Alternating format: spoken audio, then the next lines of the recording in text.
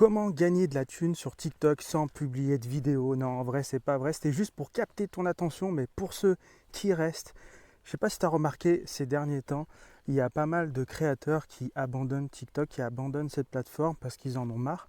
Et en fait, c'est parce que il y a beaucoup de choses qui ont changé hein, depuis le mois de mars. Tu as vu, il y a l'apparition des récompenses supplémentaires. Donc toutes les personnes qui font pas des contenus nichés ne perçoivent pas autant d'argent qu'avant.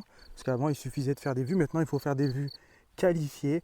Je ne vais pas aller plus loin dans les récompenses supplémentaires. Moi, j'en suis pas à ce niveau-là. Je ne parle pas de choses que je ne connais pas. Et au travers de tous ces créateurs qui quittent la plateforme, ce qu'il faut comprendre, c'est que quand tu publies sur une plateforme, tu es dépendant de la ligne directrice de cette plateforme. Si elle décide du jour au lendemain de ne plus te payer, toi, tu n'as plus de source de revenus. Donc, ce qu'il faut se dire, tout ça, c'est du bonus. Si tu publies uniquement sur ces plateformes pour gagner de l'argent, certes, ça va marcher, mais au bout d'un moment, tu vas tomber de haut parce que les règles vont changer et ça va plus fonctionner comme avant. Donc, ce qui est important, c'est vraiment de publier, de prendre du plaisir à publier, à partager.